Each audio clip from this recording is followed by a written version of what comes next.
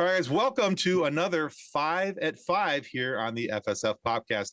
As you may notice, I'm joined with a couple of guests here today. This is Jesse and Michelle from the Crusher Convo podcast. You may remember we had them not too long ago on one of our live shows, and they came on and they were an absolute ton of fun. And I thought, you know what would be great to have these guys back, and let's talk a 5 at 5 with them.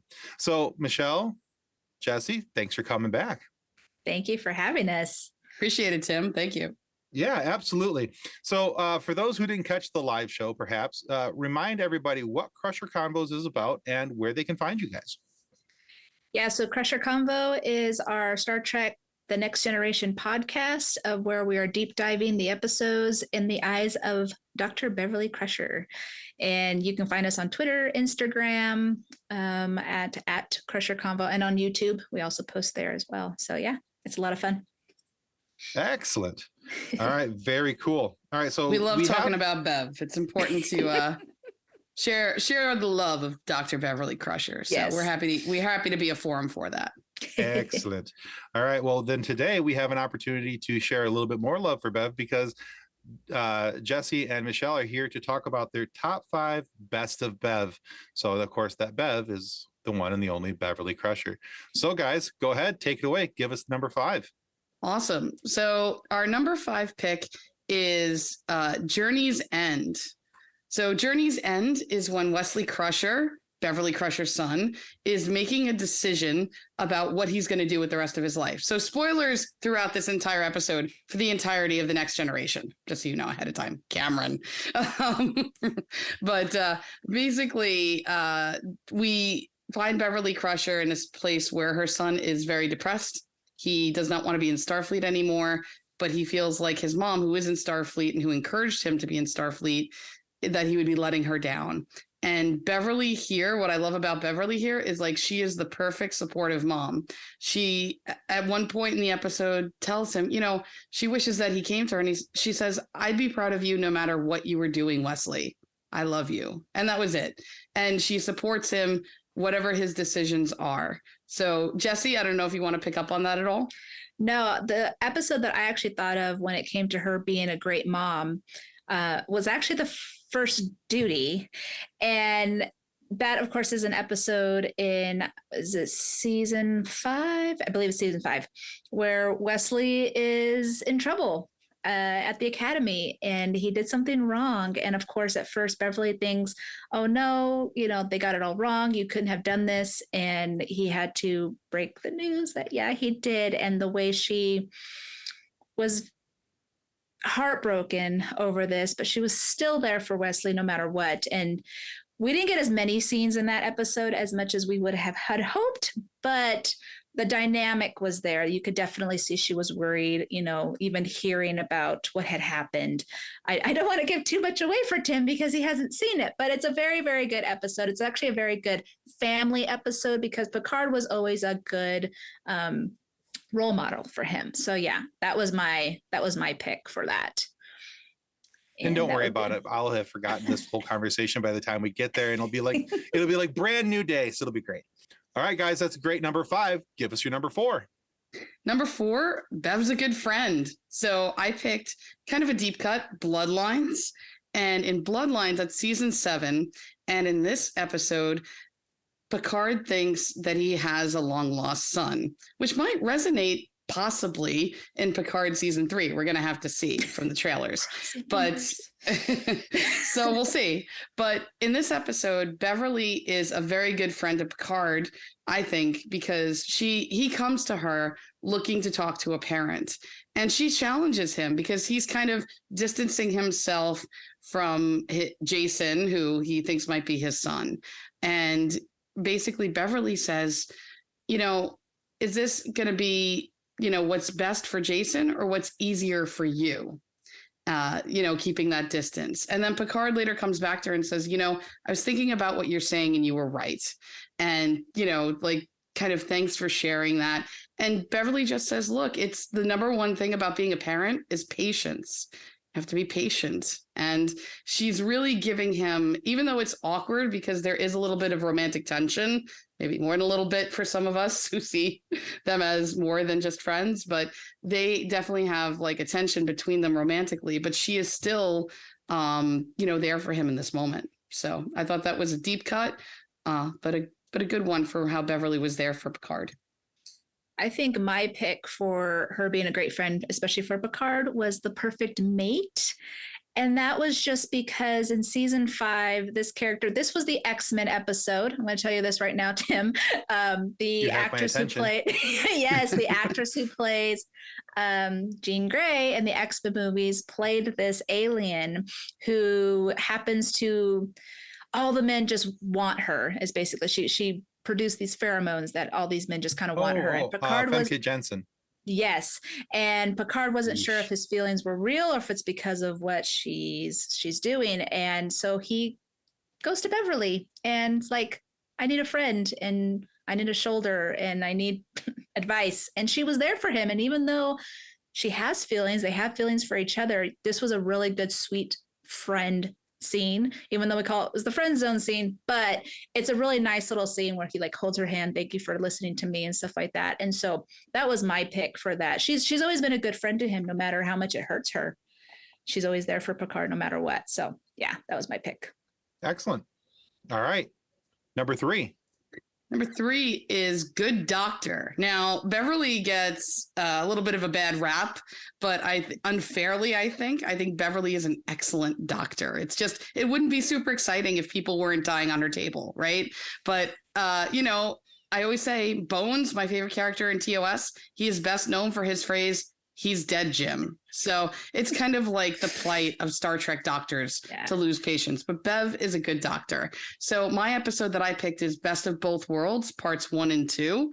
And this is where the Borg come in and they assimilate Jean-Luc Picard. And he loses his humanity. And he has all of these Borg devices in him. And he becomes more machine than man.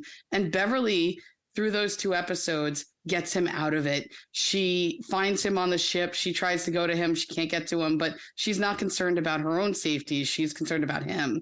And when they do get him back on the ship, she's the first person he sees, and she's able to help the rest of the crew get him out of their clutches and to help him reclaim his humanity. And she pioneers Borg reclamation, where humans are kind of deborgified. And this is a big plot line in Star Trek moving forward, all the way into Star Trek Picard. So I really think this highlights both the Picard and Beverly connection, but also that she's a great doctor. Yeah, I agree. I just like the word deborgified. Yes, we're making that into a shirt. Check it out. I am. Yeah, I so am. But my pick was actually All Good Things. And the reason being was because it's the series finale. Picard has to save humanity. It's a big plot and they're jumping timelines. But in the present timeline, everyone's kind of like all their old injuries and stuff like that are healing and things like that. And people are actually dying because it's almost like they're reversing themselves. But Beverly is such a good doctor because there was so much trauma and stuff happening, but she was just in the zone, was helping them out. Even one, the nurse, she was pregnant and then she lost the baby. And so that way she was so sympathetic towards her, because this was not only her a patient, but it was also her friend. And so that was kind of what popped into my head when I was thinking about her being a good doctor, because no matter what, Beverly always puts her patients first. All right, very good. Number 2.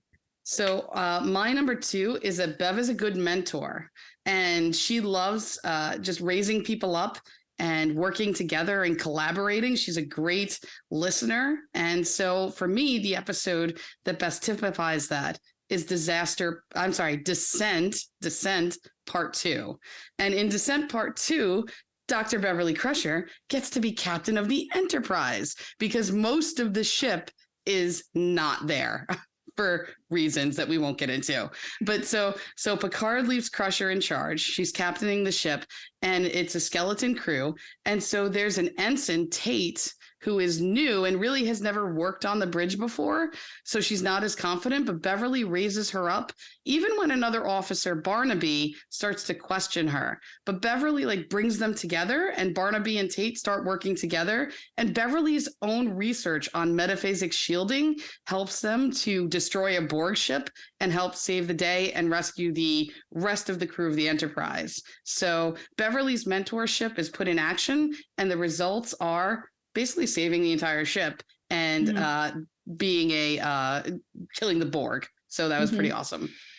Cool. Yeah, I picked True Q, which is a season 6 episode where a student of Starfleet, she is bright and ready for the future. She just wants to deep dive in everything that she can, and Beverly is her mentor in all this.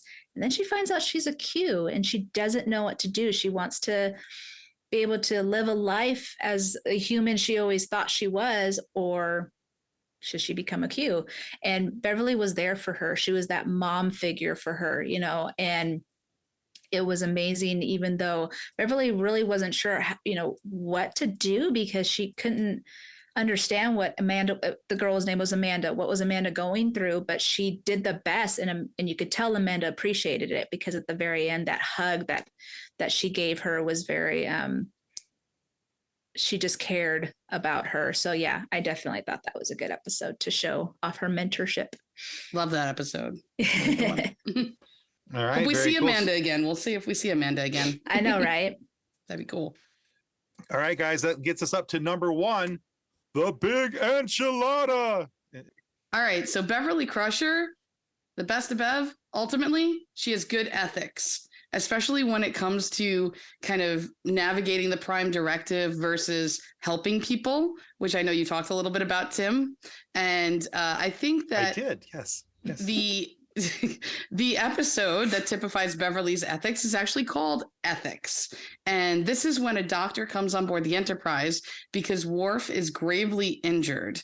And he is basically, there's a whole storyline with Worf that we don't have to get into, but basically he is not wanting to really move forward with treatment. He's thinking about ending his own life and things like that. So it's a really serious situation. Beverly's trying to bring experts in because his back is broken and he can't walk. He can't do what he needs to do as a Klingon. He feels very dishonorable.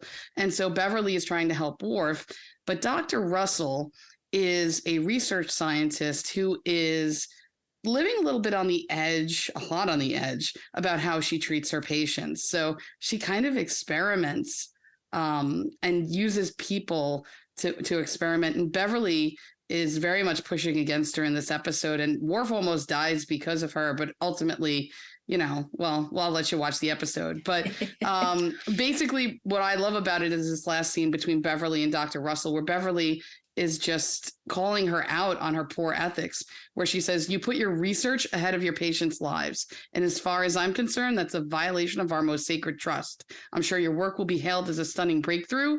Enjoy your laurels, doctor. I'm not sure I could." So that was my example there. Yeah, that is a good episode. And you know what, Tim, when you do get to ethics, then listen to our episode Ethics that drops in April. You're going to enjoy it. I will, for sure. Yes. So my pick was actually Symbiosis, which you're going to get to soon. It's in season 1. And this is really Picard and Beverly butting heads over the Hippocratic Oath and the Prime Directive. And it's all about because of these 2 planets that one is kind of using the other in order to just, how would you word it, Michelle? Like taking advantage of them kind of in this situation. Yeah, definitely. Yeah. So using them. Yes, that's a perfect word for it. So of course, you know, Picard's like, we can't interfere. This is how they've been doing it for 100 years. That's the Prime Directive. And she's like, but they're basically slaves. They're basically using these people. We can't just let this stand. And she fought hard. And I think that was just a perfect example. And I had mentioned this to you when you were trying to figure out the whole Prime Directive. There's definitely a lot of episodes where Beverly's Hippocratic Oath comes into play against that. And the way that Picard and Beverly go head to head, it is a great thing to see. And so, yeah, it's a good episode. Excellent. Well, I'm looking forward to that. Yeah. So she's a good mom. Number 5, good friend. Number 4, good doctor. Number 3, good mentor. Number 2, and she has good ethics. Number 1. Excellent. Now, some of these things are, obviously we talked about a lot of episodes that I have not seen yet because I am a Star Trek noob, but I'm getting there. And I will say that out of the episodes that I have seen of Beverly, because I'm only about 10 episodes into season 1 right now, out of the episodes that I have seen, I've seen her go from being just a background character waving a wand over somebody to being very involved in the story. And even we were talking about this pre-show, just the fact that she kind of got into Picard's knickers a little bit and just was like, hey, you're going to do this because I'm the only person on the ship who can tell you to do this. So do it. And I was like, some very interesting phrasing, Tim. I didn't know where you were going with that at first. So yeah, she kind of got on him about his ethics, yes. if you will. Yes. Yes. Yes. And thinking now about how you guys were shipping them earlier, that, yeah, I can see where that could get some phrasing interesting. So anyway, yeah. I had not thought about that. I had not thought about that. Yeah, well, I know that many people over time have kind of shipped them and put them together, but I hadn't really thought about it because I haven't seen that yet, I don't think. Yes. So. Yeah. Now, I will say this, like one of the important things of the Best of Bev is that Beverly Crusher probably would not be the character she is without Gates McFadden. Right, Jesse? Mm-hmm. Oh, absolutely. Yeah. Totally I think she really embodied that character, gave that character. She gave ideas to the writers because they weren't quite sure. She's like, can't Beverly do this? And then all of a sudden the next episode she's doing it because they're like, I guess let's give her some character, Yeah. The way that her physicality. You want to add anything to that, Jesse? Well, I mean, I just recently tweeted that, especially with season 3 coming out tomorrow, she built this character from the ground up. As I said earlier, these actors had no idea what these characters are going to be. And so they had to try and figure it out on their own. And so Beverly Crusher is the way she is because of Gates McFadden. And the way that she presented how she's a mom and a good doctor and a good friend and how much she loves and trusts and has conflicts with Jean-Luc Picard and not afraid of it. That all came from Gates. And I think that's where it's just super important to mention that because it is really her character. So yeah, I absolutely agree. Yeah. And she has a podcast that I hopefully Star Trek fans and even non-Star Trek fans would check out where she interviews a lot of people in the Star Trek world, but it's not like rehashing their Star Trek past. It's really getting into like deep questions and discussions. And it's called Investigates. Who Do You Think You Are? And season 2 is dropping on February 21st. So we are big fans of Investigates. Yes. And Gates McFadden as well, because she's a wonderful philanthropist, like humanitarian, like she's just a lot of things. She's an artist and has some really great insights. And yeah, we're fans of the character and the actor. She's done it all. She's done it all. I mean, actor, director, choreographer, professor, like she's a teacher, like, you know, business owner. Now she's a podcast directing and all that stuff. So even edits her own podcast. It's very impressive. Edits. We appreciate that now. Yeah. Having just started Crusher Convo. So I got a John for that. Thanks, John. You're awesome. But all right, guys, very cool. Well, make sure that you guys, if you're listening to this and you enjoy the points that Michelle and Jesse have brought up, and go follow Crusher Convo. We'll have notes and information for them right down below there somewhere in the show notes. And you guys can follow them, of course, not only on your favorite audio podcast provider, but right here on YouTube as well. So make sure you guys do that. It's a lot of fun. And hey, as long as you're here, you might as well go ahead and smack that like and subscribe button. John's going to put another little thing right here on the screen. It's lots of fun. Go ahead and do it. And you guys won't regret that. At least I hope not. But anyway, that's our 5 at 5 for today. Thank you to Crusher Convo for coming here and, of course, crushing it. All right. High five. All right. Thank you.